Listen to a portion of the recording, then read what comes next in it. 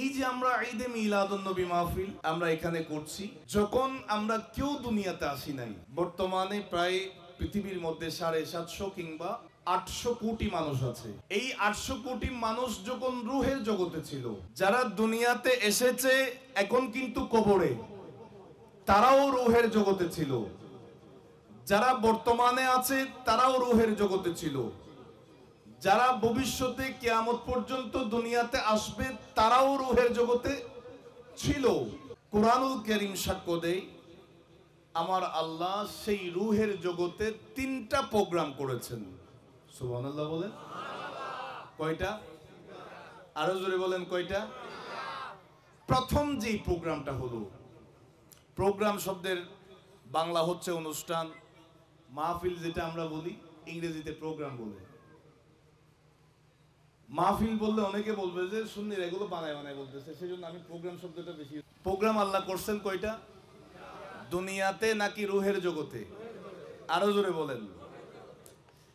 কুরআনুল কারীমের সূরা বাকারার 30 নম্বর আয়াত আমি প্রথম প্রোগ্রামের আলোচনা করছি, মনোযোগ। আল্লাহ তাআলা বলেন, وَإِذْ قَالَ رَبُّكَ لِلْمَلَائِكَةِ إِنِّي جَاعِلٌ فِي الْأَرْضِ خَلِيفَةً। আল্লাহ যখন পৃথিবীর জমিনে প্রতিনিধি পাঠানোর ইচ্ছা করলেন, এরাদা করলেন, রূহের জগতে সমস্ত ফেরেশতাদেরকে ডাকলেন, হে আমার ফেরেশতারা, আমি এরাদা করলাম, ইন্নী জাইলুন ফিল আরদি খলিফা, জমিনের মধ্যে আমি আমার প্রতিনিধি প্রেরণ করব, পাঠাবো, তথা আদম নবীকে বানাবো, তিনার মাধ্যমে পৃথিবীর মধ্যে আমি ইনসান জাতিকে ছড়িয়ে দিব। চিৎকার দিয়ে বলি সুবহানাল্লাহ। এই ব্যাপারে তোমাদের মন্তব্য কি? তোমাদের কমেন্ট কি? পরামর্শ কি? ফেরেশতারা বলে, ক্বালু আতাজআলু ফিহা মান ইউফসিদু ফিহা ওয়া ইয়াসফিকুদ দিমা। ফেরেশতারা, এটা চলতেছে রূহের জগতে, দুনিয়াতে না। আল্লাহ, তুমি এমন এক সম্প্রদায়কে জমিনে পাঠাবা যারা একজন আরেকজনের সাথে মারামারিতে লেগে থাকবে, ফিতনা ফাসাদে থাকবে, রক্তপাত ঘটাবে, এমন সম্প্রদায়কে তুমি তোমার প্রতিনিধি বানাবা? তারা বলছে, ওয়া নাহনু নুসাব্বিহু বিহামদিকা ওয়া নুকদ্দিসু লাক। আল্লাহ, আমরা তো যথেষ্ট, আমাদেরকে যাদেরকে তুমি কিয়াম করতে বলেছো আমরা কিয়াম করতেছি, যাদেরকে রুকুতে থাকতে বলেছো রুকু করছি, যাদেরকে সিজদায় থাকতে বলেছো আমরা সিজদার মধ্যে পড়ে আছি, তুমি যেভাবে বলেছো আমরা সেভাবে করছি, তুমি যা বলছো তা পালন করছি। আল্লাহ, তোমার নির্দেশ তো আমরা অক্ষরে অক্ষরে পালন করছি। ওয়া নুকদ্দিসু লাক, প্রতিটা সময় তোমার মহত্বের ঘোষণা করছি, পবিত্রতার এলান করছি। আল্লাহ, আমরা ফেরেশতা তো যথেষ্ট, ইনসানের কি প্রয়োজন? ইনসান কেন বানাবা? আমার আল্লাহ তাদেরকে একটা জবাব দিয়েছে। আল্লাহ বলেন, ক্বালা ইন্নী আ'লামু, আমি যা জানি, মা লা তা'লামুন, তোমরা তা জানো না। আমার আল্লাহ হযরতে আদম সফিউল্লাহকে বানালেন, ইনসানকে প্রতিনিধি হিসাবে জমিনের মধ্যে পাঠিয়ে দিয়েছেন। জুড়ে বলেন সুবহানাল্লাহ। আরো জুড়ে বলেন সুবহানাল্লাহ। ফেরেশতাদের সাথে আল্লাহর সাথে আলোচনা হয়েছে না? আরো জুড়ে বলেন। এই আলোচনা হওয়াকে মাহফিল বলা হয়। কি বলা হয়? তাহলে একটা প্রোগ্রাম হয়ে গেছে। সুবহানাল্লাহ বলেন না? আর একটু জোরে বলেন। এরপরে যে প্রোগ্রামটা হলো, যেখানে আমিও ছিলাম, আপনিও ছিলেন, আমরাও ছিলাম, আপনারাও ছিলেন, সবাই ছিল। ওই যে কথাটা বললাম, যারা দুনিয়াতে এসেছে চলে গেছে তারাও ছিল, যারা বর্তমানে দুনিয়াতে আছে তারাও ছিল, যারা ভবিষ্যতে দুনিয়াতে আসবে তারাও সেই প্রোগ্রামের মধ্যে। আরো জোরে বলেন। আমার আল্লাহ সবাইকে একত্রিত করলেন রূহের জগতে। আমরা একে একে সারিবদ্ধভাবে দাঁড়িয়েছি। আল্লাহ বলেন, কুরআনুল কারীমের সূরা আ'রাফের 172 নম্বর আয়াতের অংশ, আমার আল্লাহ বলেন, আলাস্তু বিরব্বিকুম, ও আমার বান্দারা, আমি কি তোমাদের প্রভু নই? আমরা সবাই এক বাক্যে জবাব দিয়েছে, ক্বালু বালা ইয়া রাব্বাল আলামিন, তুমি তো আমাদের প্রভু, তুমি তো আমাদের খালেক, তুমি তো আমাদের সৃষ্টিকর্তা। একটু মহব্বতে কি বলা যায় না আল্লাহু আকবার? আর একটু জোরে বলেন। প্রোগ্রাম কয়টা হয়ে গেছে? আরো জোরে বলেন। তৃতীয় নাম্বার যেই প্রোগ্রাম, মোস্ট ইম্পর্টেন্ট, যেই প্রোগ্রামের মধ্যে আমি থাকার সুযোগ পাই নাই, আপনিও ছিলেন না।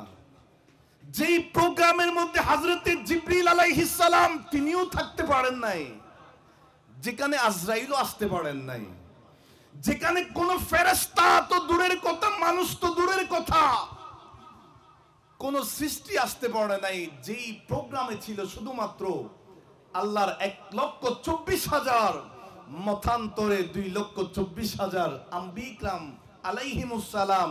যেই প্রোগ্রামে ছিল আদম সফিউল্লাহ, যেই মাহফিলে ছিল ইব্রাহিম খলিলুল্লাহ, যেই প্রোগ্রামে ছিল মুসা কালিমুল্লাহ, সমস্ত আম্বিকরামরা যেখানে উপস্থিত ছিল, শুধু তা নয়, যেই প্রোগ্রামের মধ্যমণি ছিল আল্লাহর প্রিয় হাবিবুল্লাহ। চিৎকার দিন আর একটু জোরে বলেন। আল্লাহ রাব্বুল আলামিন কোরআনুল কারীমের সূরা আলে ইমরানের 81 নম্বর আয়াতের মধ্যে এই প্রোগ্রামের আলোচনাটা করলেন। আমার বাবারা ভাইয়েরা মনোযোগ দিয়ে খেয়াল করবেন, যদিও বা এই আলোচনাগুলা সচরাচর শোনা হয়, করা হয়, মনোযোগ দিয়ে খেয়াল করবেন। এখান থেকে আমাদের বোঝার পয়েন্টটা কি, আমাদের জন্য শিক্ষণীয় বিষয়টা কি। আমার বাবারা ভাইয়েরা, আল্লাহ রাব্বুল আলামিন কোরআনুল কারীমের সূরা আলে ইমরানের 81 নম্বর আয়াতের মধ্যে বলেন, ওয়া ইযা আখাযাল্লাহু মিসাকান নাবিয়্যিন। একটু চিৎকার দিয়ে বলেন না সুবহানাল্লাহ। আল্লাহ রাব্বুল আলামিন বলেন, ও আমার নবীরা, ও আমার আম্বিকরাম, যারা তোমরা হাজির হয়েছো 1,24,000 2,24,000, আমি আমার সমস্ত আম্বিকরামদের উদ্দেশ্যে বলছি, ও আমার নবীরা, তোমরা সবাই আমি আল্লাহর সাথে ওয়াদা করবা, আমার সাথে অঙ্গীকার করবা, আমাকে তোমরা ওয়াদা দিবা। আল্লাহ রাব্বুল আলামিন তিনাদেরকে বলছেন, লামা আতাইতুকুম মিন কিতাবিন ওয়া হিকমা। আমার আল্লাহ রূহের জগতে সমস্ত নবীদেরকে বলছেন, আমি তোমাদেরকে জমিনের মধ্যে পাঠাবো, তোমাদেরকে কিতাব দিয়ে পাঠাবো, তোমাদেরকে আমি আল্লাহ হিকমত দিব। আমার বাবারা ভাইয়েরা, শুধু তা নয়, আল্লাহ রাব্বুল আলামিন তারপরে বলেন, সুম্মা জাআকুম রাসূলুন মুসাদ্দিকুন লিমা মাআকুম। আমার আল্লাহ বলেন, জমিনের মধ্যে তোমাদেরকে কিতাব দিয়ে আমি আল্লাহ পাঠাবো, হিকমত দান করব। শুধু তা নয়, সেই জমিনের মধ্যে তোমাদের মাঝে আমি আমার একজন পছন্দের রাসূলকে পাঠাবো, যে কিনা আমি আল্লাহর অত্যন্ত প্রিয় হাবিবুল্লাহ। জোরে বলেন, আর একটু জোরে বলেন। আমার বাবারা ভাইয়েরা, পয়েন্টগুলো খেয়াল করবেন মনোযোগ দিয়ে। আল্লাহ বলেন, তোমরা সবাই আমাকে ওয়াদা দাও, আমার সাথে অঙ্গীকার করো, আমি তোমাদেরকে জমিনের মধ্যে কিতাব দিয়ে পাঠাবো। ও মুসা কালিমুল্লাহ, তোমাকে তাওরাত কিতাব দান করব। ও দাউদ খলিফাতুল্লাহ, তোমাকে জবুর দিব। ও ঈসা রূহুল্লাহ, তোমাকে ইনজিল কিতাব দিব। ও ইব্রাহিম খলিলুল্লাহ, তোমাকে কিতাব দিব। এইভাবে 1,24,000 2,24,000 নবীদেরকে আমার আল্লাহ বলেন, তোমাদেরকে জমিনের মধ্যে আমি নবী হিসাবে পাঠাবো, আমি তোমাদেরকে কিতাব দিয়ে পাঠাবো, আমি তোমাদেরকে হিকমত দান করব। শুধু তা নয়, জমিনের মধ্যে আমার একজন রাসূল যাবেন, জমিনের মধ্যে আমার একজন রাসূল তশরীফ আনবেন। আমার আল্লাহ সমস্ত নবীদেরকে আল্লাহ রাব্বুল আলামিন তার হাবিবের কথাটা এইভাবে বলেছেন। আল্লাহ বলেন, লা তুমিনুন্না বিহি, যদিও আমার সেই রাসূল জমিনের মধ্যে যাবে, আমি আল্লাহ রূহের জগতে তোমাদেরকে কন্ডিশন দিচ্ছি, আমার সেই হাবিবের উপর সবাইকে ঈমান আনতে হবে। জোরে বলেন, আর একটু জোরে বলেন। আমার বাবারা বাবারা, মনোযোগ দিয়ে খেয়াল করবেন। হযরতে আদম নবী এখনো আসেন নাই জমিনে, মুসা নবী আসেন নাই, ইব্রাহিম নবী আসেন নাই, কোন নবীও আসেন নাই। আল্লাহ বলেন রূহের জগতে, ও নবীরা, তোমাদেরকে নবী হিসাবে আমি দুনিয়াতে পাঠাবো, তোমাদেরকে কিতাব দিয়ে পাঠাবো। তার আগে আমার কন্ডিশন হচ্ছে, আমার হাবিবুল্লাহর প্রতি ঈমান নিয়ে আসো। জোরে বলেন, আর একটু জোরে বলেন। ইয়া রাসূলুল্লাহ, ইয়া রাসূলুল্লাহ, জিন্দাবাদ। সবাই বলেন মারহাবা। পয়েন্টগুলো আপনাদের মনে আছে? আল্লাহ সমস্ত নবীদেরকে একত্রিত করলেন, আমার সাথে ওয়াদা করো, জমিনে পাঠাবো, কিতাব দিব, হিকমত দিব, জমিনে আমার একজন রসুল আসবেন, সেই নবীর উপর ঈমান আনো। শুধু তা নয়, ওয়ালা তানসুরুন্নাহু, আমার সেই নবীকে সাহায্য করো, সহযোগিতা করো। আরেকটু জোরে বলেন। স্বাভাবিকভাবে আমাদের দেশের মধ্যে কোনো একটা বিষয় নিয়ে যদি এগ্রিমেন্ট হয় দুইজনের মধ্যে, কোনো একটা দোকানের বলেন বা জায়গা জমির বলেন, এগ্রিমেন্টের সময় আমরা সাক্ষী রাখি, যেন 2 দিন পরে বলে না যায় আমি তোমার থেকে নিছি, নিই নাই যেন বলতে না পারে। কথা বলেন ঠিকই না? সাক্ষী রাখি। তা আল্লাহ রাব্বুল আলামিন সমস্ত নবীদেরকে কথাগুলো বলার পরে আল্লাহ বলেন, অলা আকরারতুম ওয়া আখাযতুম আলা যালিকুম ইসরি। হে আমার সমস্ত নবীরা, তোমাদেরকে আমি যেই কথাগুলো বলেছি, যেই দায়িত্ব তোমাদেরকে দিয়েছি, যেই জিম্মাদারির কথা বলেছি, এটা কি তোমরা অ্যাকসেপ্ট করেছো, কবুল করেছো? তোমরা কি স্বীকার করেছো, গ্রহণ করেছো?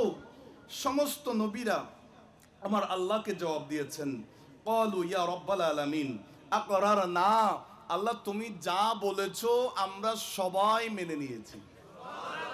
আর একটু জোরে বলেন। যখন সমস্ত আম্বিয়া ইকরামরা বলেছেন আল্লাহ আমরা গ্রহণ করলাম, কবুল করলাম, তখন আমার আল্লাহ বলেন ফাশহাদু, তোমরা একে অপরের সাক্ষী হয়ে যাও, একে অপরের ডকুমেন্ট হয়ে যাও, একে অপরের জন্য দলিল হয়ে যাও। ও মুসা কালিমুল্লাহ, তুমি ইব্রাহিমের দলিল হয়ে যাও। ও ঈসা রূহুল্লাহ, তুমি ইসমাইলের দলিল হয়ে যাও। আল্লাহ এখানে শেষ নয়, একে অপরের সাক্ষী হবা ঠিক আছে। আমার আল্লাহ বলেন, ও আমার সমস্ত নবীরা শুনো, ওয়া আনা মাআকুম মিনাশ শাহিদিন, আমি আল্লাহ তোমাদের সাথে সাক্ষী হয়ে গেলাম। জোরে বলেন, আরো জোরে বলেন। আল্লাহ বলেন তোমরা একজন আরেকজনের সাক্ষী হয়ে গেছো ঠিক আছে, আমিও সাক্ষী হয়ে গেছি। আর একটু জোরে বলেন না। ওই রূহের জগতে যে প্রোগ্রামটা হয়েছে, এখন প্রোগ্রাম না, এখন বলি মাহফিল, এখন বলি সমাবেশ, এখন বলি আলোচনা মাহফিল। যেটা হয়েছে সেই মাহফিলের সাক্ষী ছিলেন কে? আরো জোরে বলেন, আর একটু মহব্বতে। সেই প্রোগ্রামের সাক্ষী কে ছিলেন? এই ব্যাপারে কোনো সন্দেহ আছে? কোরআনুল কারীমের সূরা আলে ইমরানের 81 নম্বর আয়াত, চিৎকার দিয়ে বলি মারহাবা। আর একটু জোরে বলুন। এখন আসুন, যেই মাহফিলে আমরা বসেছি, এটা প্রতি বছর হয় হুজুর গৌসে পাকের নামে সংগঠনের মাধ্যমে, প্রতি বছরে হয়। মাহফিল কি উপলক্ষে? ঈদে মিলাদুন নবী। সুবহানাল্লাহ বলেন। ঈদে, আমার পূর্বের আলোচক খুব সুন্দর করে বলেছেন, আমি আরেকটু বেশি বলি, মনোযোগ। ঈদ শব্দটা আগে রাখি, শুধুমাত্র মিলাদুন নবীতে আসি। মিলাদুন নবী শব্দের অর্থ কি? নবীর শুভ আগমন। সুবহানাল্লাহ বলেন। নবীজির শুভ আগমন। আর যখন মিলাদুন নবীর সাথে মাহফিল শব্দটা অ্যাড করব, যুক্ত করব, তখন হবে নবীর শুভ আগমনের মাহফিল অথবা আলোচনা। নবীর শুভ আগমনের, নবীজির শুভ আগমনের, নবী যে এসেছেন, নবী যে আসবেন, সেই আলোচনাটা করার নামেই হচ্ছে মিলাদুন নবী মাহফিল। সুবহানাল্লাহ বলুন। আমার কথা বুঝতে আপনাদের অসুবিধা হচ্ছে? এখন আসুন, আল্লাহ যে সমস্ত নবীদেরকে নিয়ে রূহের জগতে কিসের আলোচনা করলেন? কেউ বলতেছে না। নবীর মিলাদের বলেন না, নবীর। আল্লাহ সমস্ত নবীদেরকে নিয়ে আলোচনা করেছেন। আমি আবারও বলছি, তোমরা আমার সাথে ওয়াদা করো, জমিনে তোমাদেরকে কিতাব দিয়ে পাঠাবো, তোমাদেরকে হিকমত দিব, আমার একজন রসুল আসবেন, সেই নবীর উপর ঈমান আনবে, সেই নবীকে সাহায্য করবে। এখানে শেষ নয়, আমার এই দায়িত্ব কি তোমরা নিয়েছো? সবাই বলছে ইয়া রাব্বাল আলামিন, আমরা গ্রহণ করেছি। আল্লাহ বলেন ফাশহাদু, একজন আরেকজনের সাক্ষী হয়ে যাও, আমিও তোমাদের সাক্ষী হয়ে গেলাম। এই যে গোটা প্রোগ্রামটা, গোটা আলোচনার বিষয়টা ছিল আমার নবীর আগমনের বিষয়ে। এখন প্রশ্নের জবাব আসবে, হুজুর আপনি তো একটু আগে আমাদেরকে বলে দিয়েছেন মিলাদুন নবী মাহফিল মানে নবীর আগমনের আলোচনা করা। সেই আলোচনা তো এখানে বাংলাদেশে 2024 সালে করছি তা নয়, শুধুমাত্র বাংলাদেশ বা বিশ্বের মধ্যে করছে তা নয়, এটা তো রূহের জগতে। যখন আদম দুনিয়াতে আসেন নাই, হযরতে ইব্রাহিম আসেন নাই, আদম থেকে ঈসা পর্যন্ত কোন নবী দুনিয়াতে আসেন নাই, তখন তো আল্লাহ সমস্ত নবীদেরকে নিয়ে আমার আল্লাহ রূহের জগতে সেই মাহফিল করেছেন। আর একটু জোরে বলেন। যারা আমাদেরকে বলবে মিলাদুন নবী বেদাত বেদাত বেদাত, আমরা তাদেরকে একটা জবাব দিতে চাই, ভাই মিলাদুন নবী বেদাত নয়, মিলাদুন নবী পালন করা এটা আল্লাহর সুন্নাত। ব্যাপারে কোনো সন্দেহ আছে? আরো জোরে বলেন আছে?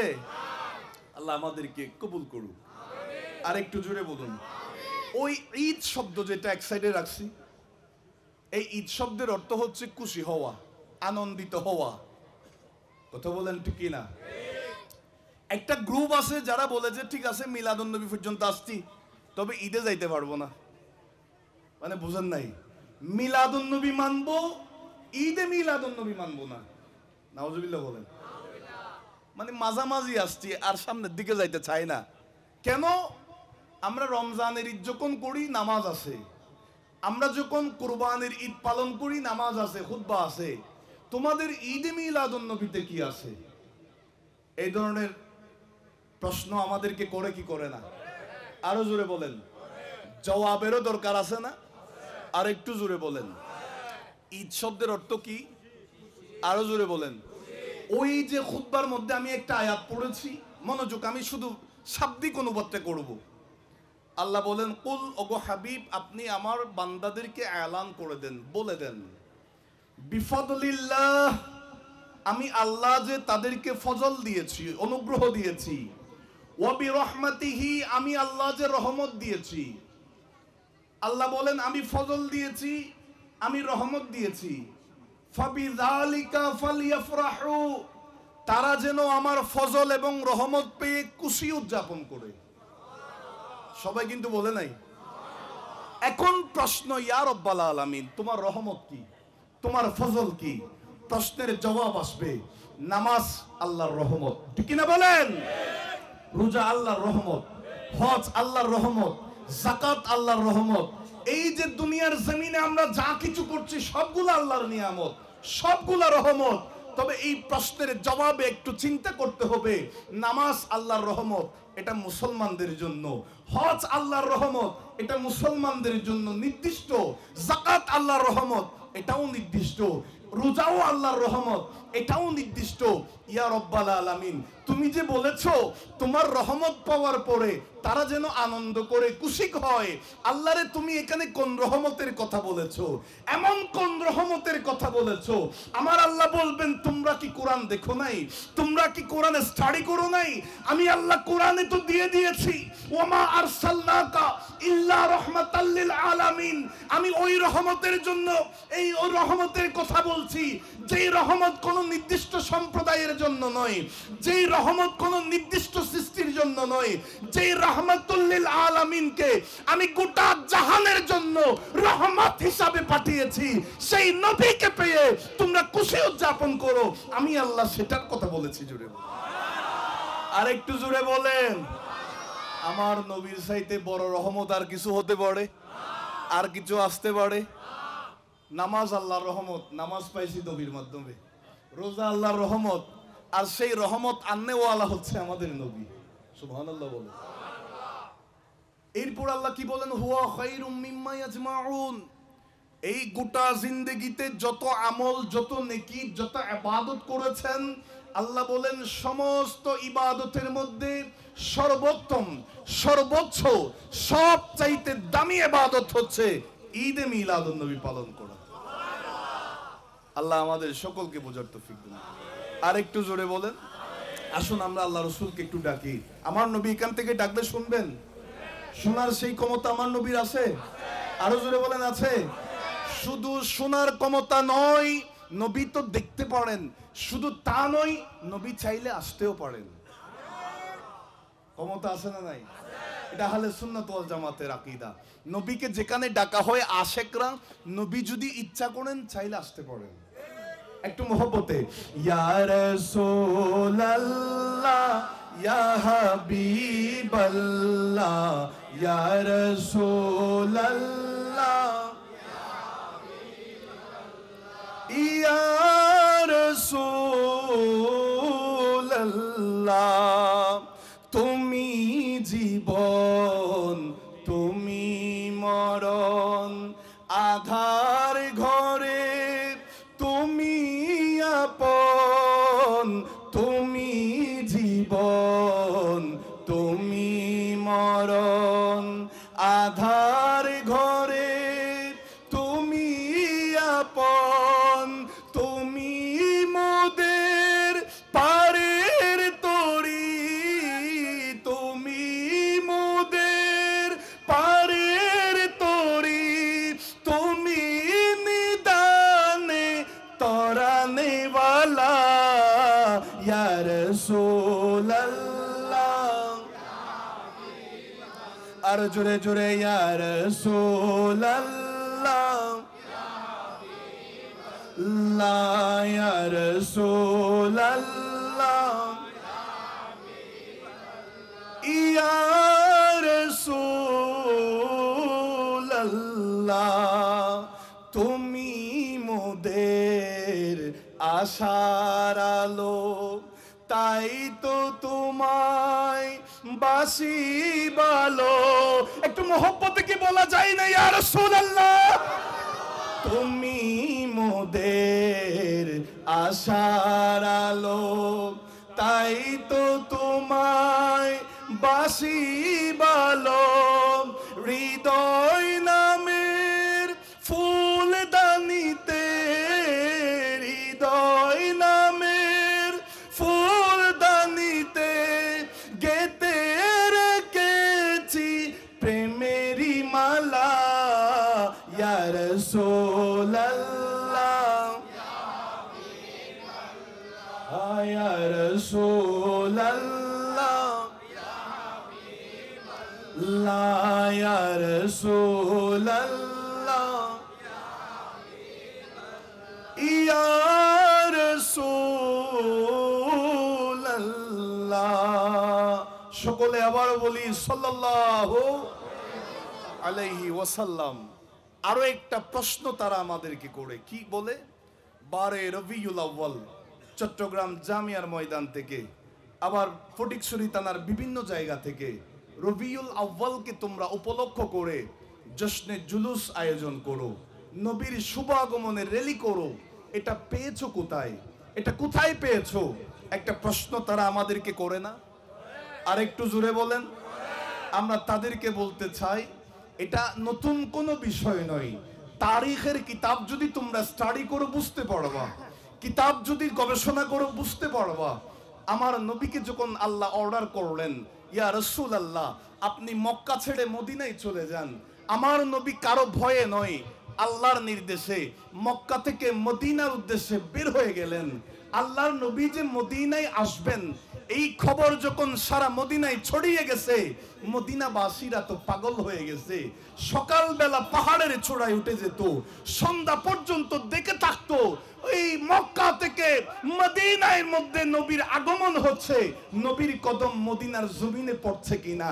একদিন নয়, 2 দিন নয়, 12টা দিন সকালবেলা পাহাড়ের চূড়ায় চলে যেত, সন্ধ্যাবেলা চলে আসতো। 12 দিন পরে একজন ইহুদি যখন দেখছে সারা মদিনায় এলান করছে, ও মদিনাবাসীরা, ও মদিনাবাসীরা, যেই নবীর জন্য 12টা দিন পাগলামি করেছো, সেই মদিনা, সেই মদিনায় সেই নবীর কদম তো পড়ে গেছে। জোরে বলি, যেই নবীর জন্য তোমরা পাগল হয়ে আছো সেই নবীর কদম মদিনায়। আমার বাবারা ভাইয়েরা, সারা মদিনা তো উতলা হয়ে গেছে, সবাই ঘর থেকে বের হয়ে গেছে। আমার নবী মদিনা শরীফের মধ্যে কদম রেখেছেন। আমরা যে আওলাদে রাসূলের সাদারতে নারায়ে তাকবীর আল্লাহু আকবার, নারায়ে রিসালাত ইয়া রাসূলুল্লাহ স্লোগান দিয়ে দিয়ে জশ্নে জুলুস করি, ওই সময় মদিনাবাসীরা আমার নবীকে পাওয়ার পরে তারাও একটা স্লোগান দিয়েছে। কি স্লোগান দিল? নবীকে পাওয়ার পরে কিভাবে তারা জুলুস করেছে, কিতাব সাক্ষ্য দিচ্ছে। সমস্ত মদিনার অলিতে গলিতে সমস্ত মদিনাবাসীরা বলেছে, যা মুহাম্মাদু যা রাসূলুল্লাহ, যা মুহাম্মাদু যা রাসূলুল্লাহ, ইয়া মুহাম্মাদু ইয়া রাসূলুল্লাহ। এখানে থামে নাই, মদিনার মহিলারাও বের হয়ে গেছে, নবী পেয়ে খুশিতে আত্মহরা হয়ে গেছে। সবাই বলছে, তালাল বদরু আলাইনা মিন সানিয়াতিল বিদাই ওয়াজাবা শুকরু আলাইনা মাদা লিল্লাহি দাই। এইভাবে বলে বলে নবীকে পেয়ে তারা জুলুস করেছে। জুড়ে বল আর আল্লাহ ইয়া রাসূল ইয়া রাসূল জিন্দাবাদ। জুলুস এখনো আছে, তখনও আরো জোরে বলেন তখনও। ওই যারা কিতাবে দেখে না তারা পায় না, ঠিক না বলেন না? আল্লাহ তাদেরকে অতি তাড়াতাড়ি চোখের জ্যোতি যত কম আছে এগুলা বাড়িয়ে দিয়ে তারা যেন এটা মেনে নেয়। আল্লাহ তাদেরকে হেদায়েত দান করুন। আর একটু জোরে বলেন। আপনারা কি বিরক্ত হয়ে গেছেন? আমি কিন্তু গত বছরে স্টেজে কি ওয়াজ করছি আমার মনে আছে, এর আগের বছরে কি ওয়াজ করছি আমার মনে আছে। এটা আল্লাহ তাআলার মেহেরবানি। অনেক মাহফিল করেছি, আজকে যেটা করে আসছি সেটাও 4-5 বছর লাগাতার। তো ওইটা মনে রাখতে হয়, কারণ এক জায়গায় যেন মাহফিল একটা যেন দুইবার হয়ে না যায়। আল্লাহ আমাদের সকলকে আর যা আলোচনা হচ্ছে উলামা ইকরামরা করেছেন, আল্লাহ এগুলা আমলের নিয়তে শোনার তৌফিক দান। আর একটু জোরে বলেন। আমি গত বছরে সম্ভবত আল্লাহ রাসূল সাল্লাল্লাহু আলাইহি ওয়াসাল্লামের মিলাদের রাত্রির একটা ঘটনা আমি বলেছিলাম, যেটা আল খাসাইসুল কুবরার মধ্যে আল্লামা জালালউদ্দিন সুয়ুতী রহমাতুল্লাহ আলাইহি আল মাওরিদুর রবি ফি মৌলিদিন নবী সাল্লাল্লাহু আলাইহি ওয়াসাল্লাম এই কিতাবেও, আল মুস্তাদরাক হাকিমের মধ্যেও, বিভিন্ন কিতাবের মধ্যে আলোচনাটা আছে। এখন যেটা করব সমস্ত এই কিতাবগুলোর মধ্যেও এটা আছে। জোরে বলি মারহাবা। আর একটু জোরে বলি। আমার নবী এই রাত্রিতে আগমন করবেন। মনোযোগ। 12 রবিউল আউয়াল সুবহে সাদিকের সময় নবী আগমন করেছেন। সেই রাত্রিতে খানায়ে কাবার মধ্যে মক্কার কুরাইশের বড় বড় বেশ কয়েকজন নেতা এসে তারা একটা আলোচনা করছে, মিটিং করছে। একটু মনোযোগ। তাদের মধ্যে একজনের নাম হচ্ছে ওয়ারাকা ইবনে নওফল, আরেকজন হচ্ছে যায়েদ ইবনে আমর ইবনে নুফাইল, আরেকজন হচ্ছে ওবাইদুল্লাহ ইবনে জাহাশ, আরেকজন হচ্ছে ওসমান ইবনে হুয়াইরিস। কয়জনের নাম বলেছি বাবারা? এই মক্কার কুরাইশের বড় বড় নেতা সর্দার, তারা বসে আছে। এই রাত্রিতে নবীর আগমন হবে এমন টাইমে দেখতেছে খানায়ে কাবার মধ্যে যতগুলা মূর্তি আছে সবগুলা দাঁড়ানো অবস্থা থেকে পড়ে গেছে। একটু সুবহানাল্লাহ কি জোরে বলেন। কালমা মুখে নিয়ে মূর্তি সিজদায় পড়ে। একটু বলেন না ইয়া রাসূলুল্লাহ। কালমা মুখে নিয়ে মূর্তি সিজদায় পড়ে, এলেন নূরের নবী যখন মক্কা নগরে, এলেন নূরের নবী। কলমার আগে পড়ে আল্লাহ মাঝখানে রাসূল, সৃষ্টি কুলে মোদের নবীর নাই যে সমতুল। আমার নবীর কি কোনো তুলনা আছে? কলমার আগে পড়ে আল্লাহ মাঝখানে রাসূল, সৃষ্টি কুলে মোদের নবীর নাই যে সমতুল। জাতি নূরে সৃষ্টি নবী সবার উপরে, জাতি নূরে সৃষ্টি নবী সবার উপরে, এলেন নূরের নবী যখন মক্কা নগরে, এলেন নূরের। আরেকবার বলেন। কলমা মুখে নিয়ে মূর্তি সিজদায় পড়ে, কলমা মুখে নিয়ে মূর্তি সিজদায় পড়ে, এলেন নূরের নবী যখন মক্কা নগরে, এলেন নূরের নবী যখন। সবাই বলেন মারহাবা। আমার আলোচনার সময় একেবারে গুনি আসছে, আর 15 মিনিট বাকি আছে 11টা হওয়ার থেকে। বিরক্ত হয়ে গেছেন আপনারা? একটু মনোযোগ। তারা দেখতেছে খানায়ে কাবার মূর্তিগুলো সবগুলো পড়ে গেছে। তখন উসমান ইবনে হুয়াইরিস তিনি উঠে দাঁড়ালেন।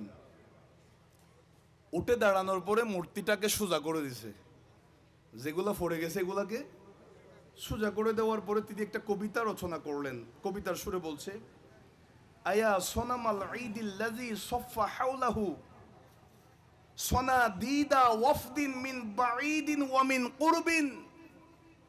উসমান ইবনে হুয়াইরিস বলছে, হে মূর্তি, তোমার চতুর্পাশে মক্কার বড় বড় নেতারা বসে আছে, তুমি কেন দাঁড়ানো অবস্থা থেকে পড়ে গেছো?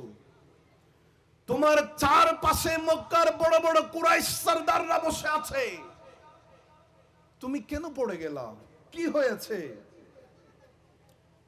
তখন বলছে, তানকুসু মাকলুবান ফামা যাকা কুল্লানা আযাকা শাইউন আম তানকুসু লিল্লাবি। তুমি কেন পড়ে আছো? কি হয়েছে তোমার? আমাদেরকে বলো। এইভাবে বলে, তুমি কি খেলা করছো যে আজকের রাত্রিতে খেলা করে করে দাঁড়ানো অবস্থা থেকে পড়ে গেছো? এগুলা বলে বলে তিনি পড়ে যাওয়া মূর্তিগুলাকে আবার ঠিক করে দিছে। সুবহানাল্লাহ বলেন। আরেকটু জোরে বলেন। ওই দাঁড়িয়ে যাওয়া মূর্তিগুলা যখন আবারও পড়ে গেল, সুবহানাল্লাহ বলেন। উসমান ইবনে হুয়াইরিস তিনি যখন খানায়ে কাবার ভিতরে যেই সমস্ত মূর্তিগুলা দাঁড়িয়েছিল, সমস্ত মূর্তিগুলা আমার নবীর আগমনের রাত্রিতে 12 রবিউল আউয়ালের রাত্রিতে খানায়ে কাবা থেকে পড়ে যাচ্ছে। উসমান ইবনে হুয়াইরিস সেই মূর্তিগুলাকে আবারও ঠিক করে দিল। আমার বাবারা ভাইয়ারা মনোযোগ দিয়ে খেয়াল করবেন। ঠিক করে দেওয়ার পরে যখন আবারও পড়ে যাচ্ছে, তিনি বলছেন, ফা ইন কানা মিন যানবিন আসানা ফা ইন্নানা নাবু বিইকরারিন ওয়া নালবি আনিজ যানবি। ও মূর্তি, আমরা কি বেশি গুনাহ করে ফেলেছি? সেই মূর্তিগুলাকে উসমান ইবনে হুয়াইরিস বলছে, আমরা গুনাহ করেছি, আমরা স্বীকার করছি, তোমার সামনে সারেন্ডার করলাম। আমরা গুনাহ করেছি, হয়তো আমাদের গুনাহের কারণে তুমি আমাদের উপর রেগে গেছো, তুমি আমাদের উপর রাগান্বিত হয়েছো, সেই কারণে হয়তো দাঁড়ানো থেকে পড়ে যাচ্ছ, সিজদা করছো। ও মূর্তি, আমরা তোমার কাছে স্বীকার করছি, তোমার সাথে ওয়াদা করছি, আমরা আর কোনো গুনাহ করব না, কোনো পাপের কাজ করব না, গুনাহের দিকে যাব না। এই কথা বলে আবারও যখন দাঁড় করিয়ে দিল, আবারও সেই মূর্তি দাঁড়ানো থেকে পড়ে গেল। সবাই বলছে না সুবহানাল্লাহ? যখন আবারও পড়ে গিয়েছে, উসমান ইবনে হুয়াইরিস সেই একটু রেগে গেল। তারপরে বলছে, ওয়া ইন কুনতা মাগলুবান তানকাসাত সাগিরান ফামা আনতা ফিল আওসানি বিসাইয়্যিদির রাব্বি। ও মূর্তি, তুমি আমাদের প্রভু, নাউজুবিল্লাহ বলেন। ও মূর্তি, তুমি আমাদের প্রভু, আমাদের সরদার, সমস্ত মূর্তিদের সরদার। তুমি যদি লাঞ্ছিত হও, মাথা নত করো, ঝুঁকে যাও, তাইলে আমরা তোমার সাথে নাই। এটা কেমন করে হতে পারে? তুমি লাঞ্ছিত হতে পারবে না, তুমি মাথা ঝুঁকাইতে পারবা না। বারবার তোমাকে দাঁড় করাই দি, বারবার তুমি মাথাটা নত করো, মাথা ঝুঁকিয়ে ফেলো, সিজদায় পড়ে যাও। উসমান ইবনে হুয়াইরিস বলে, তুমি তো আমাদের সরদার, যদি তুমি মাথা ঝুঁকাও তাইলে আমাদের সরদার নও, যদি তুমি মাথা ঝুঁকাও তাইলে আমাদের প্রভু নও। আমার বাবারা ভাইয়েরা, উসমান ইবনে হুয়াইরিস খুব রাগান্বিত স্বরে কথাটা বলেছে। ওলা যিনি রাওয়ায়াত করেছেন, বর্ণনাকারী, তিনি বলছেন, ফাআখাযু সানামা ফারাদ্দুহু ইলা হালিহি। তিনি বলছেন, মূর্তিকে যখন এইভাবে দাঁড় করিয়ে দিচ্ছে, তখন ওই উসমান ইবনে হুয়াইরিস সেই মূর্তিকে দাঁড় করিয়ে দেওয়ার পরে, ফালাম্মা ইস্তাওয়া হাতাফা বিহিম হাতিফু মিনাস সনামি সাউতিন জাহিরিন। ওই মূর্তিটাকে দাঁড় করিয়ে যখন দিয়েছে, সেই পাথরের মূর্তির জবানটা খুলে গিয়েছে। সেই উসমান ইবনে হুয়াইরিসকে আরবি ভাষার মধ্যে উত্তর দিচ্ছে, জুড়ে বলে আরেকটু জোরে বলেন। ওই মূর্তিকে যখন উসমান ইবনে হুয়াইরিস বলে, তুমি যদি মাথা ঝুঁকাও, তুমি যদি জমিনের মধ্যে পড়ে যাও, তাইলে তুমি আমাদের প্রভু নও, তাইলে তুমি সমস্ত মূর্তিদের সরদার নাও। এই কথা যখন বলেছে, ওই মূর্তির জবান খুলে গেছে। সেই মূর্তি বলছে, ও উসমান ইবনে হুয়াইরিস, ওয়া হুয়া ইয়াকুলু তারদিলি মাউলিদিন আনারাত বিনুরিহি জামিআ ফাজাজিল আরদি বিশরফি ওয়াল গারবি। চিৎকার দিয়ে বলেন না মারহাবা। আরেকটু জোরে বলেন। ও উসমান ইবনে হুয়াইরিস, যেই মূর্তির তোমরা বছরের পর বছর উপাসনা করেছো, পূজা করেছো, যেই মূর্তির ইবাদত করেছো, যেই মূর্তিকে তোমরা নিজেদের খোদা বলে মেনে নিয়েছো, যেই মূর্তিকে তোমরা প্রভু হিসাবে মানো, তোমাদের সেই মূর্তি ধ্বংস হয়ে গেছে, তোমাদের সেই মূর্তি ধ্বংস হয়ে গেছে। আজকে আল্লাহর আখেরি জামানার নবীর আগমন ঘটেছে। এই রাত্রিতে এমন একজন শিশু এই মক্কার জমিনে জন্ম নিয়েছে, যেই শিশুর আগমনে সারা কায়নাত নূরানি হয়ে গেছে, যেই শিশুর আগমনে মক্কার খানে কাবার সমস্ত মূর্তিগুলা ধ্বংস হয়ে গেছে। আরো জোরে বলেন। ওই মূর্তিটা তারপরে বলে, ওয়াখাররাত লাহুল আওসানু তররা ওয়ারআদাত কুলুবু মুলকিল আরদি তররান মিনার রুবি। আমার বাবারা ভাইয়ারা, ওই শিশুর আগমনে, ওই শিশুর আগমনে সমস্ত মূর্তিগুলা ধ্বংস হয়ে গেছে। শুধু তা নয়, সারা পৃথিবীর মধ্যে যতগুলা বাদশা আছে, যতগুলা রাজা আছে, সমস্ত রাজাদের অন্তরের কম্পন শুরু হয়ে গেছে। জুড়ে বলেন, আরেকটু জোরে বলেন। ওই মূর্তিটা পাথরের মূর্তি বলছে পরিষ্কার আরবি ভাষায়, আল মাউরিদুর রবি ফি মাউলিদিন নববী সাল্লাল্লাহু আলাইহি ওয়াসাল্লাম। লিখেছেন আল্লামা মোল্লা আলী কারি রহমতুল্লাহি আলাইহি। আল খাসায়েসুল কুবরা লিখেছেন আল্লামা জালালউদ্দিন সুয়ুতি রহমতুল্লাহি আলাইহি। ইমাম হাকিমের মুস্তাদরিকের মধ্যেও এই আলোচনাটা খুবই চমৎকারভাবে তুলে ধরেছেন তিনারা। আমার বাবারা ভাইয়েরা মনোযোগ দিয়ে খেয়াল করবেন। এরপরে মূর্তিটা বলে, ওয়ানারা জামিউল ফারসি বাখাত ওয়া আযলামাত ওয়াকাদ বাতা শাহুল ফারসি ফি আযামি কারবি। আমার বাবারা ভাইয়েরা, মূর্তিটা বলছে পারস্যের যে অগ্নিকুণ্ডলী আছে, সেই আগুনের কুণ্ডলীটা ওই শিশুর আগমনের কারণে নিভে গেছে। আরেকটু জোরে বলেন। ওই নবীর আগমনে পারস্যের আগুনের কুণ্ডলী নিভে গেছে, এটা শীতল হয়ে গেছে। শুধু তা নয়, পারস্যের রাজা, পারস্যের যিনি বাদশাহ, বড় কষ্টের মধ্যে আছে সেই নবীর আগমনের কারণে। এরপরে মূর্তিটা বলছে, ওয়াসাদ্দাত আনিল কুহান বিল গায়বি জিন্নিহা ফালা মুখবিরা মিনহুম বিহাক্কিন ওয়ালা কিযবিন। আমার বাবারা ভাইয়েরা, ওই মূর্তিটা বলছে আগুন পূজারীদের কাছে যেই জিনগুলা থাকতো, তারা যেই জিনগুলাকে লালন পালন করত, ওই আগুন পূজারীদের সমস্ত জিনেরা পালিয়ে গেছে। শুধু তা নয়, আসমান থেকে সত্য মিথ্যার যে খবর তারা, আমার বাবারা ভাইয়েরা, ওই জিনের আসমানের একেবারে কাছাকাছি গিয়ে তারা কানটা লাগিয়ে দিত, সেখানকার খবর চুরি করে দুনিয়াতে নিয়ে আসতো। ওই আগুন পূজারীদেরকে বিভিন্ন রকমের সত্য মিথ্যা বানিয়ে তারা খবর দিত। ওই মূর্তিটা বলছে, ও কুরাইশের নেতারা, ও মক্কাবাসীরা শোনো, এমন নবীর আগমন হয়েছে, এমন শিশুর শুভ আগমন হয়েছে, যার কারণে আগুন পূজারীদের জিনগুলা পালিয়ে গেছে, সত্য মিথ্যার খবর আসা বন্ধ হয়ে গেছে। এখানে তা নয়, আমার বাবারা ভাইয়েরা, ফয়ালি কুসাই ইরজিউ আন দালালিকুম। মনোযোগ দিয়ে খেয়াল করবেন। ওই মূর্তিটা বলছে, পাথরের মূর্তি বলছে, ও কুসাইয়ের লোকেরা, ও কুসাই সম্প্রদায়ের লোকেরা, তোমরা আর কতদিন তোমরা পথভ্রষ্টতার দিকে থাকবা, আর কতদিন গুমরাহির পথে থাকবা, আর কতদিন মূর্তি পূজা করবা, আর কতদিন পাথর পূজা করবা। তোমরা তোমাদের এই জাহান্নামী পথ থেকে ফিরে আসো, গুমরাহির পথ থেকে ফিরে আসো। ওয়াহাবু ইলাল ইসলাম ওয়াল মানজিলির রাহাব।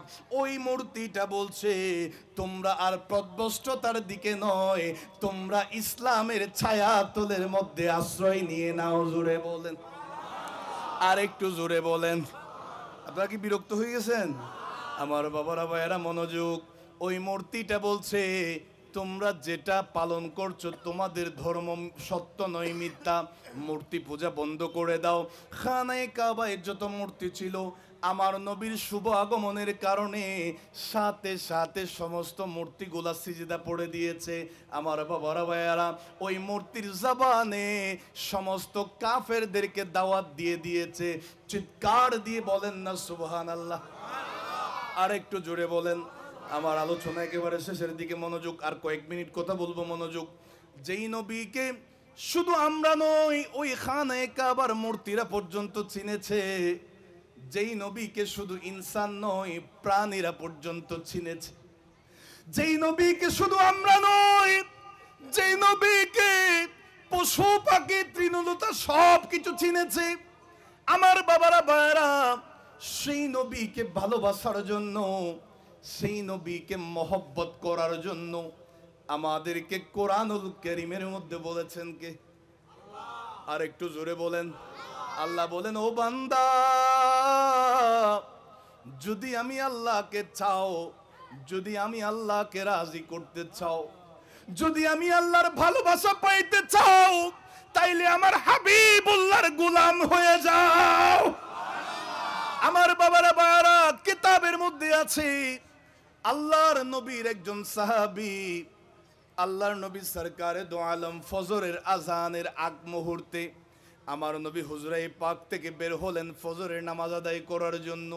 যাওয়ার পথে রাস্তার ধারে একজন সাহাবী মাথাটা ঝুঁকাইয়া, শরীরে কোনো কাপড় নাই, ছোট্ট একটা কাপড়ের টুকরা দিয়া কোনো মতে নিজের লজ্জাস্থানটা ডেকেছে, সতরটা ঢাকলেন। ওই সাহাবী ভাবে মাথাটা ঝুঁকাইয়া রাস্তার পাশে দাঁড়িয়ে আছেন। আমার নবী যখন যাচ্ছেন হুজরা পাক থেকে নামাজের জন্য, ফজরের নামাজের জন্য, নবী যখন দেখলেন, জিজ্ঞাসা করলেন, কে দাঁড়িয়ে আছো? ওই সাহাবী মাথাটা ঝুঁকিয়ে বলছেন, ইয়া রাসূলুল্লাহ, ইয়া হাবিবাল্লাহ, ওগো দয়ার নবী, মায়ার নবী, আমি আপনার পাগল সাহাবী আব্দুল্লাহ। চিৎকার দিয়ে বলেন না সুবহানাল্লাহ? আল্লাহর নবীকে যখন বলেছি, ইয়া রাসূলুল্লাহ, আমি আব্দুল্লাহ, আমার নবী বলেন, কোন আব্দুল্লাহ? ওই সাহাবী চোখের পানি ছেড়ে দিয়েছে, ইয়া রাসূলুল্লাহ, ইয়া হাবিবাল্লাহ, আমি আপনার পাগল সাহাবী ওই আব্দুল্লাহ, যার কলমা পড়ে মুসলমান হওয়ার আগে নাম ছিল আব্দুল উজ্জা। ইয়া রাসূলুল্লাহ, ইয়া হাবিবাল্লাহ, আমি কলমা পড়ে আপনি রাসূলুল্লাহর জবানে আমি মুসলমান হয়ে গেলাম, আমাদের ধর্ম ছেড়ে দিলাম, ইমানদার হয়ে গেলাম। আল্লাহর নবী বলেন, আমার আব্দুল্লাহ তো পয়সাওয়ালার সন্তান, আমার আব্দুল্লাহ তো জমিদার পরিবারের সন্তান। সকালবেলা যেই কাপড়টা পরে সন্ধ্যায় পরা লাগে না, নতুন কাপড় আবার পরে। তোমার গায়ে কেন কাপড় নাই ও আব্দুল্লাহ? আমার আব্দুল্লাহ তো বড় জমিদার পরিবারের সন্তান, তোমার কাপড় গেল কোথায়? যখন আল্লাহর নবী এই কথাটা জিজ্ঞাসা করলেন, হযরতে আব্দুল্লাহ রাদিয়াল্লাহু তাআলা চোখের পানি ছেড়ে দিলেন, ইয়া রাসূলুল্লাহ, ইয়া হাবিবাল্লাহ, ওগো দয়ার নবী, মায়ার নবী, রহমাতুল লিল আলামিন নবী, ইয়া রাসূলুল্লাহ, ইয়া হাবিবাল্লাহ, আমি আমার পরিবারকে না জানিয়ে গোপনে ইসলাম কবুল করেছি, নিজের ধর্ম ছেড়ে দিয়েছি। ইয়া রাসূলুল্লাহ, আমি ইসলাম কবুল করে নিয়েছিলাম, আমার পরিবারের মধ্যে আমার বাবা অনেক আগে মারা গেছেন, পরিবারের মধ্যে চাচা আমাদের অভিভাবক হিসাবে আছেন। রসুল গো, আজকে সকালবেলা যে কোনো উপায়ে আমার চাচা জানতে পেরেছে আমি তিনাদের ধর্মে নাই, ইসলামে চলে গেছি, আমি ইসলাম ধর্ম কবুল করে নিয়েছি, মুসলমান ধর্ম পালন করছি। এই কথা যখন জানতে পারলো, আমার চাচা আমাকে ডেকেছে, যদি তুমি ইসলামকে না ছাড়ো, আমাদের ধর্মে যদি ফিরে না আসো, তাইলে তোমাকে আমাদের পরিবারের মধ্যে রাখবো না, ত্যায্য পুত্র করবো, ছেড়ে দিব। আমার বাবার আবার হযরতে আব্দুল্লাহ বলেন, ইয়া রাসূলুল্লাহ, আমার চাচা আমাকে বলেছে, যদি তুমি ইসলাম ধর্ম ছেড়ে না দাও, আমাদের ধর্মে যদি আবার ফিরে না আসো, পরিবারের মধ্যে তোমার কোনো অধিকার নাই, এই সম্পদের তোমার কোনো অধিকার নাই, তোমাকে সবকিছু ছেড়ে চলে যাইতে হবে। হযরতে আব্দুল্লাহ চোখের পানি ফেলে ফেলে বলে, নবী গো, ইয়া রাসূলুল্লাহ, ইয়া হাবিবাল্লাহ, আমি আমার চাচাকে জবাব দিয়েছি আমি সারা দুনিয়া ছাড়তে পারি, তারপরেও আমি রাসূলুল্লাহর মহব্বত ছাড়তে পারবো না। আরো জোরে বলেন। হযরতে আব্দুল্লাহ রাদিয়াল্লাহু তাআলা বলেন, ইয়া রাসূলুল্লাহ, আমি সব কিছু ছাড়তে পারি, তারপরেও আপনি রাসূলুল্লাহকে ছাড়বো না। ইয়া রাসূলুল্লাহ, আপনাকে জানের চাইতে বেশি ভালোবাসি নবী গো। আমার নবী কামলিওয়ালা নবী, দয়ার নবী, মায়ার নবী বলেন, তুমি চলে এসেছো ঠিক আছে, তোমার শরীরের কাপড় কিভাবে চলে গেছে?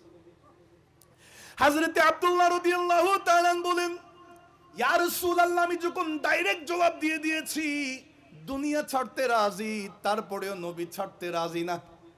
ইয়া রাসূলুল্লাহ, আমার জবাবটা শুনে আমার চাচা বলছে, ঠিক আছে তুমি বের হয়ে যাও।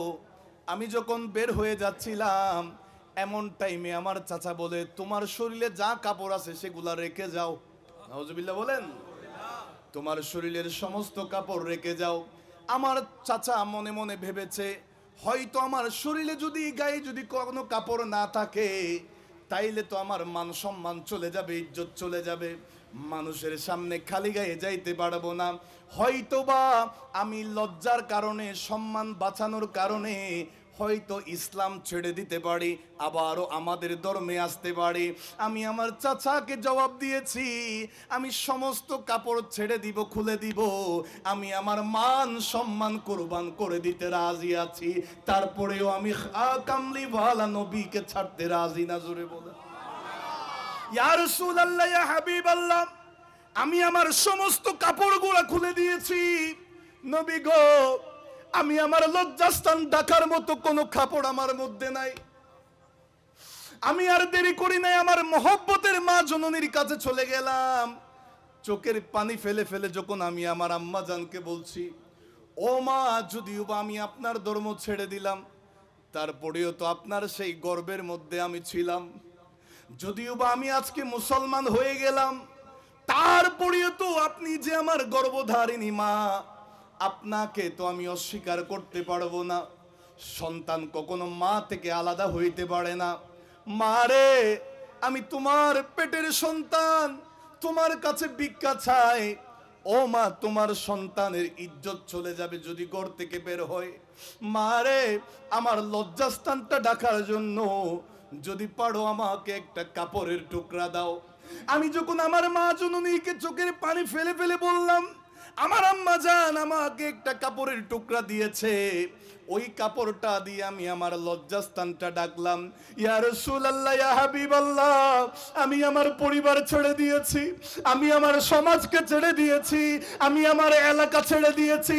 ইয়া রাসূলুল্লাহ, আমি সমস্ত দুনিয়া ছেড়ে দিলাম, আমি কারো কাছে যাওয়ার জায়গা নাই, আপনি রাসূলুল্লাহর কদমের মধ্যে আমি সাহারা নেওয়ার জন্য চলে আসলাম। আরো জোরে বলেন। হযরতে আব্দুল্লাহ যুল বিজাদাইন রাদিয়াল্লাহু তাআলা, নবী গো, আমি সব ছেড়ে দিলাম, আপনি রাসূলুল্লাহর কদমে চলে আসলাম। আমার নবী আবারও হুজরা পাকের ভিতরে ঢুকলেন, দুইটা মোটা কাপড় মোবারক নবীজি নিয়ে আসলেন। ও আব্দুল্লাহ, এগুলো তোমার শরীরের মধ্যে ঢাকার জন্য নাও, আমি রাসূলুল্লাহর পক্ষ থেকে উপহার। তখন থেকেই হযরতে আব্দুল্লাহ যুল বিজাদাইন নামে পরিচিত হয়ে গেলেন। চিৎকার দিয়ে বলি সুবহানাল্লাহ। এরপর আমার নবী জিজ্ঞেস করলেন, ও আব্দুল্লাহ যুল বিজাদাইন, বলো তুমি আল্লাহর কাছে কি চাও? ইয়া রাসূলুল্লাহ, আমার জন্য একটু দোয়া করেন। কি দোয়া করব, কি চাও? কারণ সাহাবায়ে কেরামদের আকীদা, নবী যা চাইবেন আল্লাহ তা দিয়ে দিবেন। নবী দোয়া করলে দোয়া কখনো ফেরত আসে না। আল্লাহ নবী হাত তুললেন, বলো তোমার কি লাগবে, কি চাও? রাসূল গো, আল্লাহ কুরআনুল কারীমের মধ্যে বলেছেন, ওয়ালা তাকুলু, তোমরা বলো না, লিমাই ইউকতালু ফি সাবিলিল্লাহ, যারা আল্লাহর রাস্তায় নিজের জানটা দিয়ে দিয়েছে, আমওয়াত, তাদেরকে মরা বলিও না, মৃত বলিও না, বাল আহইয়াউ ওয়ালাকিন লা তাশউরুন, তারা জীবিত, জিন্দা আছে, তোমরা তা বুঝতে পারো না। ইয়া রাসূলুল্লাহ, আল্লাহর কাছে একটু দোয়া করেন না, আমার বড় মন চাচ্ছে, আমি সাধারণ মৃত্যু পাইতে চাই না, আমি সাধারণ মৃত্যু গ্রহণ করতে চাই না, নবী গো আমার মরণটা যেন শাহাদাতের মরণ হয়, আমার মৃত্যুটা যেন শহীদ মৃত্যু হয়, আমার জন্য একটু দোয়া করেন। বলেন না আল্লাহু আকবার। আল্লাহ নবী দোয়া করছেন, আল্লাহ আমার আব্দুল্লাহ জুল বিজাদাইনকে তুমি শাহাদাতের মৃত্যু দান করো। একটু জোরে বলেন না। লাস্ট কয়েক মিনিটের মধ্যে আলোচনা শেষ, মনোযোগ। আল্লাহ নবী দোয়া করছেন, কিছুদিনের মধ্যে তাবুক যুদ্ধে যাওয়ার জন্য এলান আসলো, এ আমার সাহাবা ইকরামরা তোমরা তোমাদের মতো করে প্রস্তুতি নিয়ে নাও, চলো আমরা তাবুক যুদ্ধের মধ্যে যাব। হযরতে আব্দুল্লাহ জুল বিজাদাইন বলে, সুযোগ পাইছি, মিস করা লাগবে না, মিস করা যাবে না। তিনিও চলে গেলেন, শরীর অতটা ভালো না, অসুস্থ। তাবুক যুদ্ধে যাওয়ার সময় রাস্তার মধ্যে বেশি অসুস্থ হয়ে গেলেন, কিতাবে বাবা আছে। বেশি অসুস্থ যখন হয়ে গেলেন, হঠাৎ করে রাস্তার মধ্যে যুদ্ধে যাওয়ার পথিমধ্যে তিনি শাহাদাত ইন্তেকাল করলেন। সকলে বলি ইন্না লিল্লাহি ওয়া ইন্না ইলাইহি রাজিউন। আব্দুল্লাহ জুল বিজাদাইন রাস্তায় ইন্তেকাল হলো, যুদ্ধে যাওয়ার আগে, যুদ্ধের ময়দানে হয় নাই। আর আমার নবী দোয়া করছেন, আল্লাহ তুমি তাকে শাহাদাতের মর্যাদা দাও। ইয়া রাসূলুল্লাহ কেমন হবে? আমার নবী বলে, আমি এলান করছি, তোমরা শোনো, কারণ আমি রসুল তো সারে মানি শরীয়ত প্রণেতা।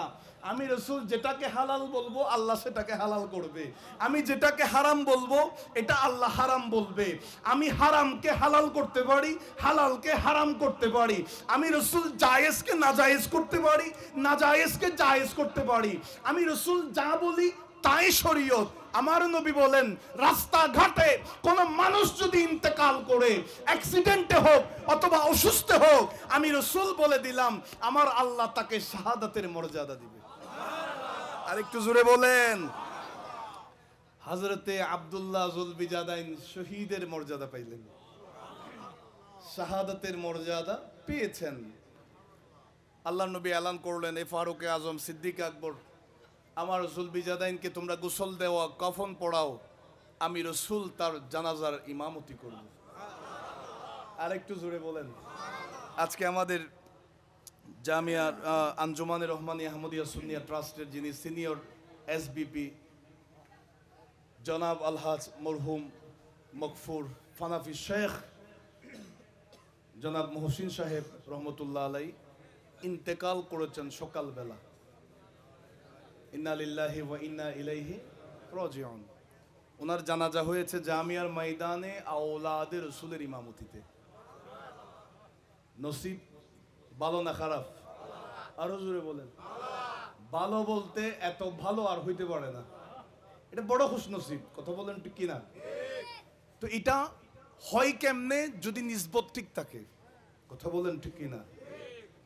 উনি তরিকতের যে খেদমত করেছেন বছরের পর বছর, আল্লাহ ওনাকে জান্নাতের সুউচ্চ মকাম নসিব করুন। হযরতে আব্দুল্লাহ জুল বিজাদাইনের জানাজার ইমামতি আমার নবী করবেন। জানাজা কমপ্লিট হয়ে গেল, কবরের পাড়ে বলেন না ইয়া রাসূলুল্লাহ।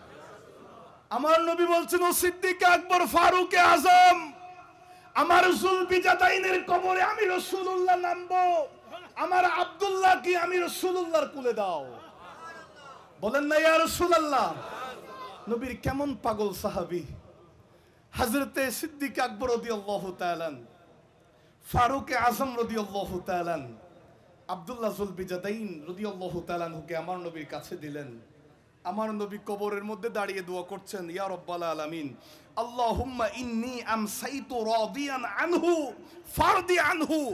আল্লাহ আমি সকাল থেকে সন্ধ্যা পর্যন্ত তার উপরে খুশি ছিলাম, আমি রাসূল তার উপরে খুশি ছিলাম, আল্লাহ তুমিও খুশি হয়ে যাও। আল্লাহ আমি খুশি ছিলাম, সন্তুষ্ট ছিলাম, তুমিও খুশি হয়ে যাও। এই দোয়া যখন আমার নবী করলেন, হযরতে সিদ্দিক আকবর রাদিয়াল্লাহু তাআলা বলেন, ইয়া লাইতানি কুনতু সাহিবাল হুফরা। তিনি বলছেন, হায় আব্দুল্লাহ জুল বিজাদাইনকে যেই কবরে রাখা হচ্ছে সেই গর্তটা যদি আমার হতো, সেই কবরে যদি আব্দুল্লাহ জুল বিজাদাইনের জায়গায় যদি আমি সিদ্দিক আকবর থাকতাম, কত খুশনসিব।